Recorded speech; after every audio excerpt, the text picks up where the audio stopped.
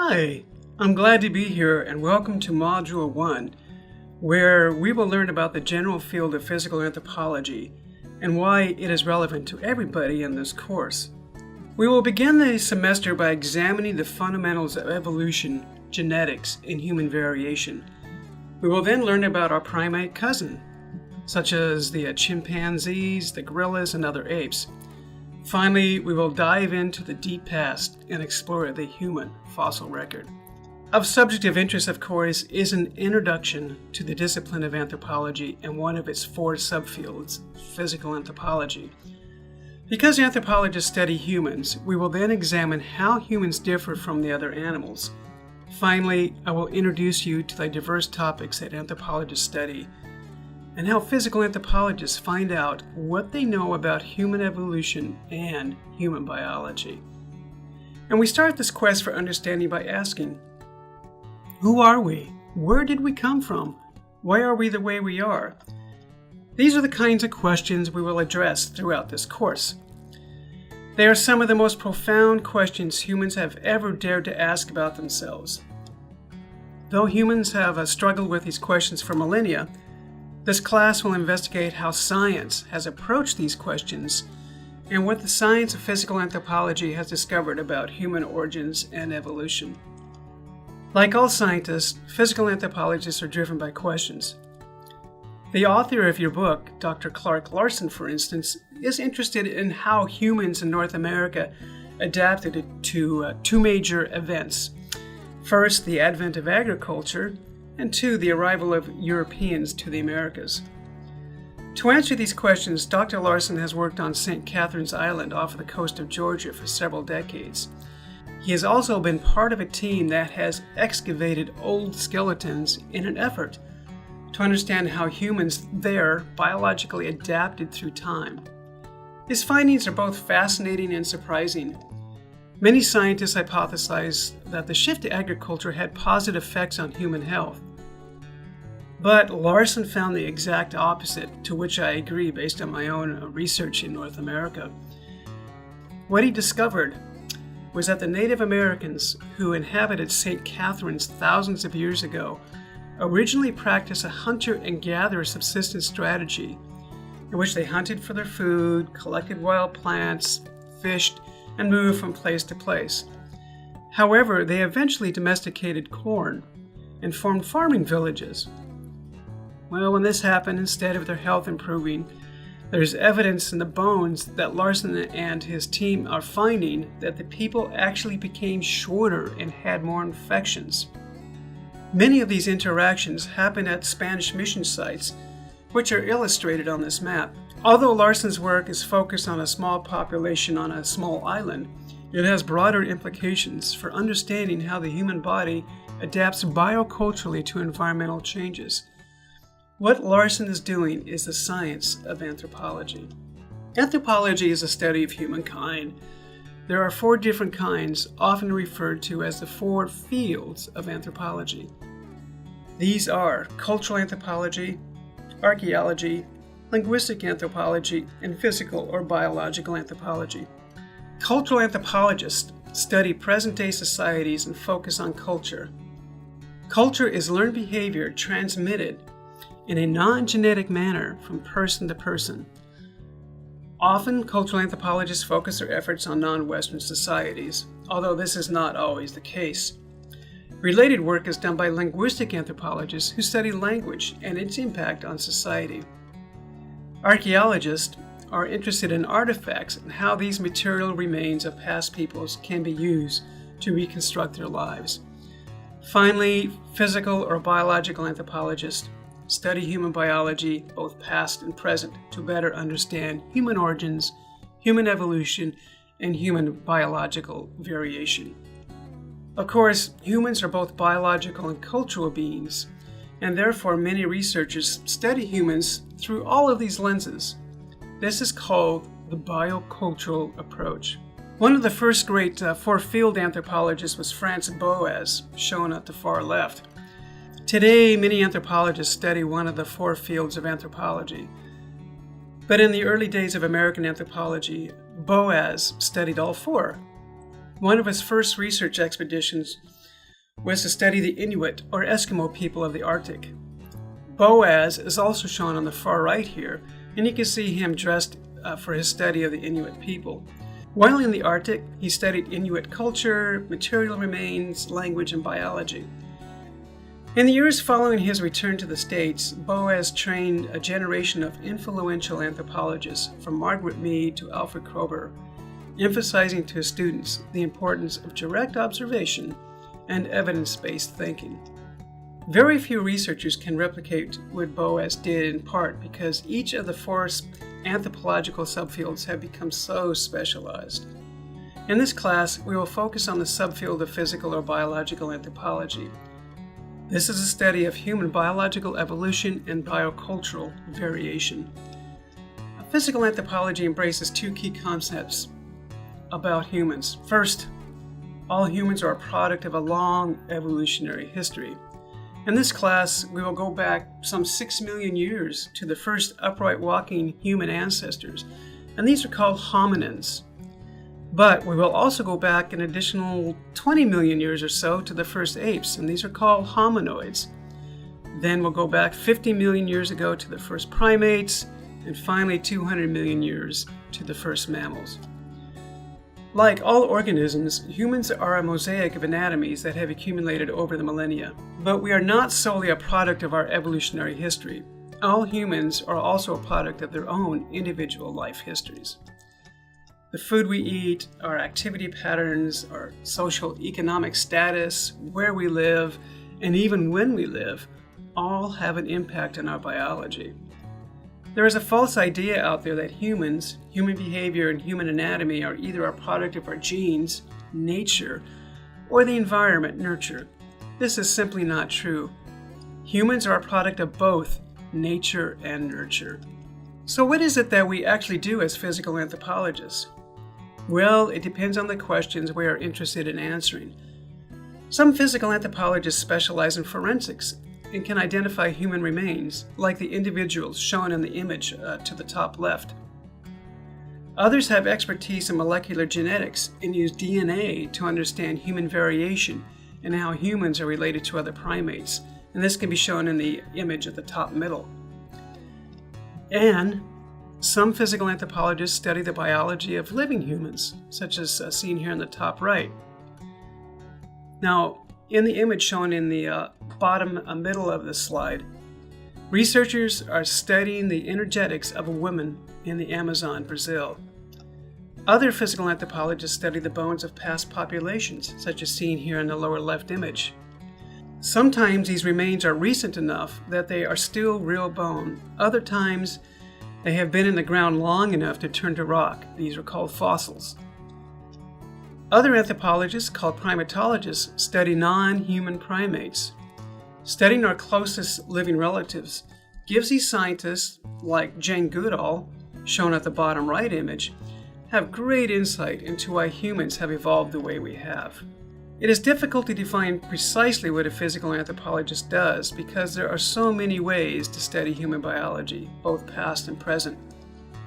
One thing that all physical anthropologists rely on is knowledge of sciences other than anthropology. In this way, anthropology is interdisciplinary. A good anthropologist works with scientists in many other fields.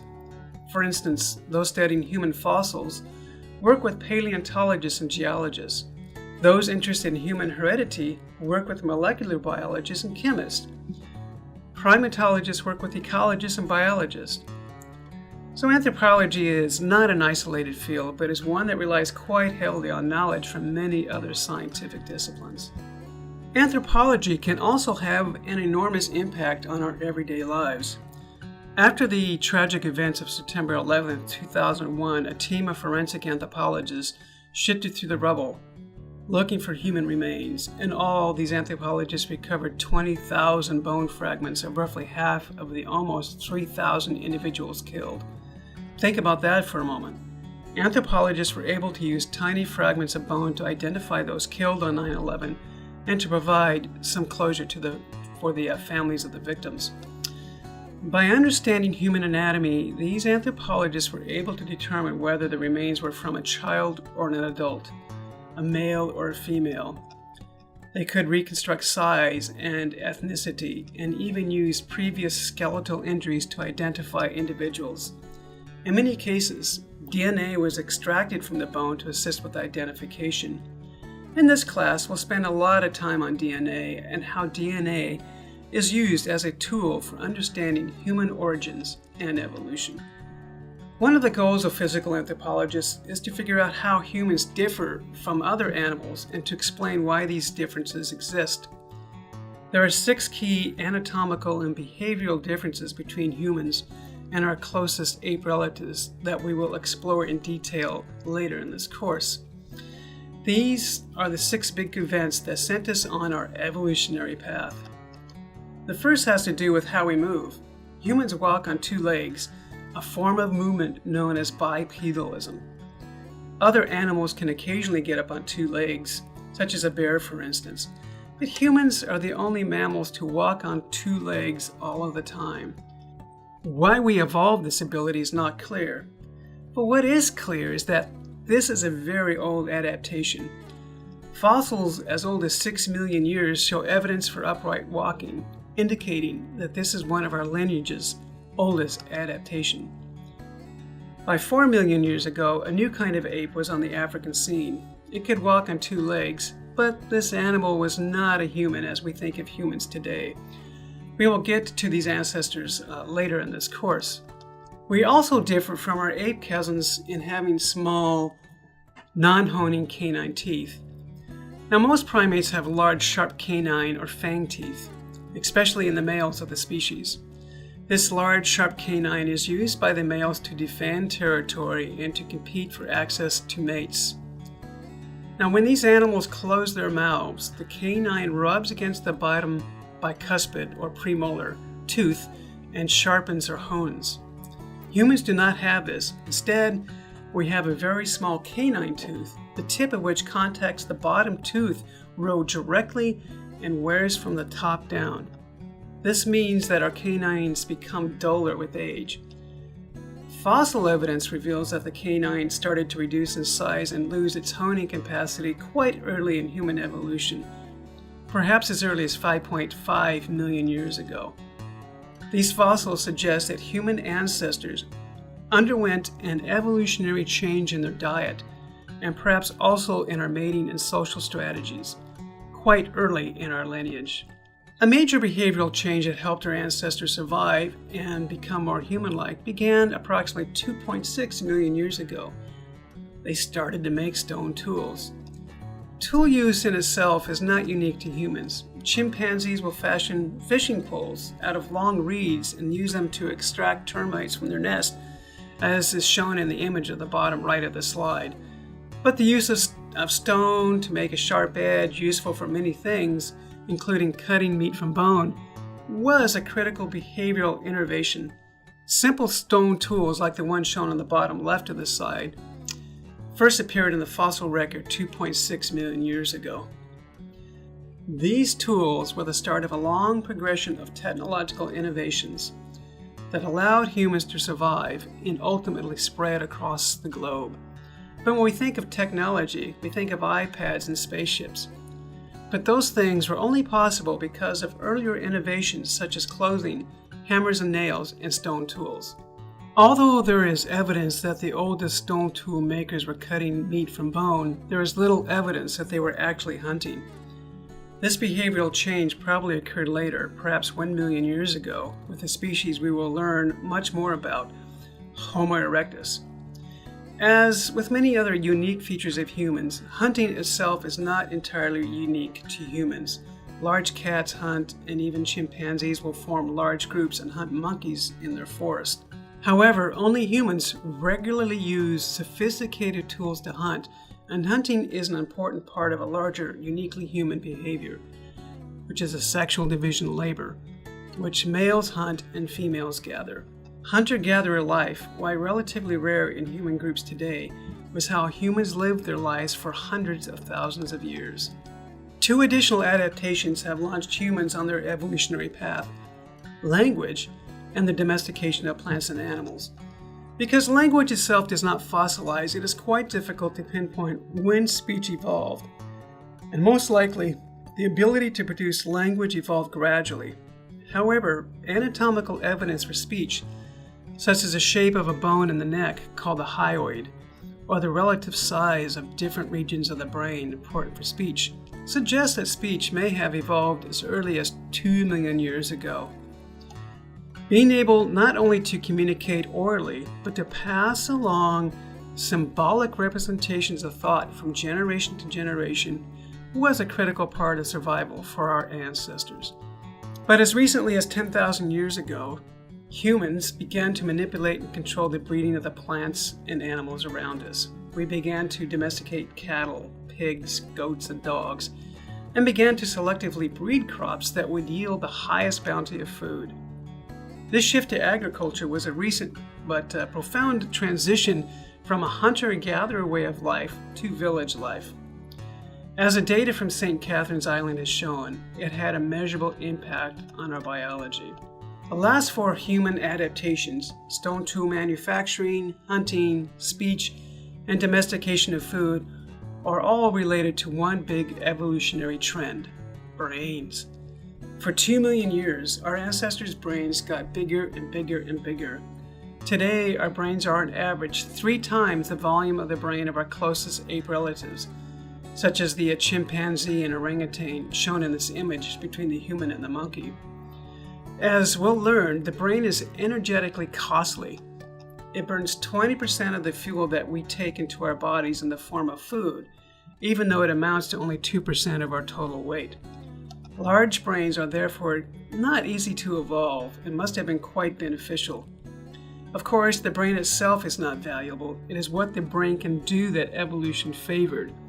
These individuals with slightly larger brains may have been more adept at stone tool making, may have been more skilled hunters, may have communicated better, and therefore may have survived to pass on those enlarging brains to the next generation. But how do we know these things? In a word, science. But we do not think that science is just a collection of facts.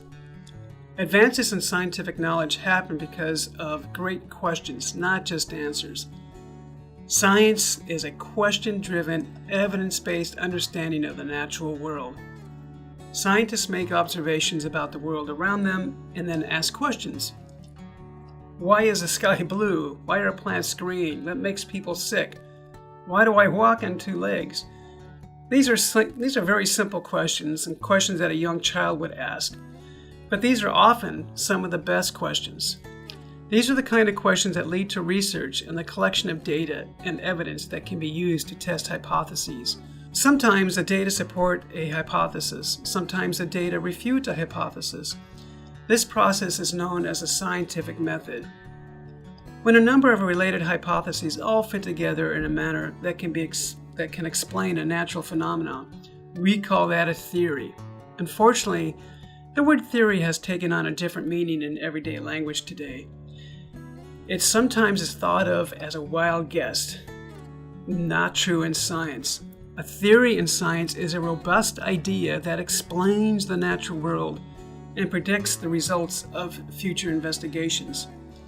Some theories in science include the theory of gravity, cell theory, such as that living organisms are made of cells, germ theory, or that diseases are caused by germs, and the theory of evolution.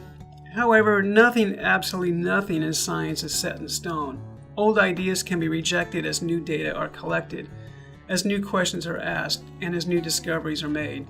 Science is therefore a self-correcting process. Let's look at a specific example. Charles Darwin, shown here to the right, about whom we will learn more in the next chapter, made many wonderful observations, asked great questions, and had many brilliant hypotheses. Many of Darwin's hypotheses have been supported by 150 years of evidence and can be unified under the theory of evolution by means of natural selection. However, some of his hypotheses have turned out to be wrong. One such erroneous idea was the explanation for why humans evolved upright walking. Remember, Darwin wrote before the discovery of DNA or even the discovery of any early human fossils, so he did not have access to the same data we have today. Nonetheless, Darwin hypothesized that upright walking evolved as a result of an environmental change, and that tree-dwelling apes took to upright walking when the forest receded and a savanna ecosystem emerged.